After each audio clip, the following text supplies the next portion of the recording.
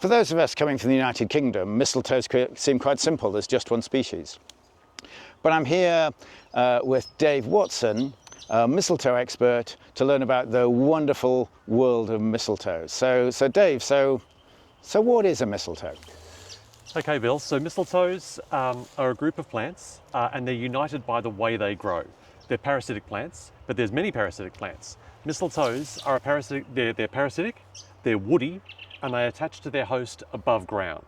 So those three things make a plant a mistletoe, and there's actually 5 groups that have independently evolved from a root parasitic shrub ancestor, climbed into the canopy and become a mistletoe. So they're a complicated group. There's about almost 2,000 species worldwide, and basically anywhere there's woody plants, there's mistletoes, and many of them are specialized on a genus. So you go into a different area, there's mangroves, well, there are mangrove mistletoes.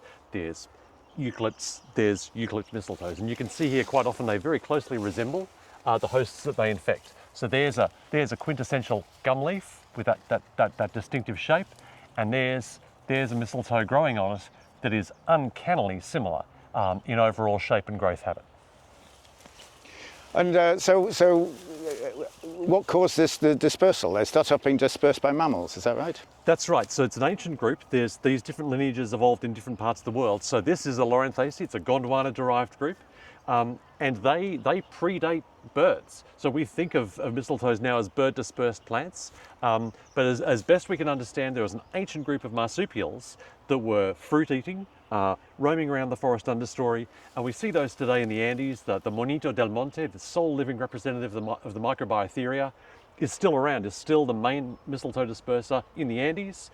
And that was probably the agent that first took these understory shrubs up into the early forest, defecated out the seeds, and they made that transition then. And a similar thing happened in Africa with early lemurs, early bush babies, that group. But then they very much became bird dispersed. Very much. And so they were probably critical in radiations of birds in Latin America. We see many groups of birds in the cotingas, the bacards, the flycatchers, and those two have been doing that dance together for about 30 million years, co-diversifying, moving from that Antarctic connection right the way through up into Mesoamerica and the Caribbean. And so how critical are they for modern systems? How much of the diversity is caused by mistletoe? There's growing evidence that they really do operate as ecological keystones. There's been patterns described by many people in many systems in India, in North America, in parts of Europe, where areas with more mistletoe have more diversity. And we've done some work, experimental work and descriptive work, showing that they do have a disproportionate effect on diversity. Their keystone index is around 139 killer whales, keystone index of about 11. So we think very much of the mistletoe berry, but there's the pollination's obviously a key element as well. That's right. So the European mistletoe viscum has quite a simple green flower pollinated by insects. Members of the Loranthaceae, there's about 700-800 of these, especially in the southern continents, and they're bird pollinated. They've got big colourful blooms, tubular flowers, abundant nectar, and because they're parasitic, they've got unlimited access to resources, and they've got this fun little mechanism called complementary phenology. They flower when most other plants can't flower. So in deserts, mistletoes flower in the middle of summer.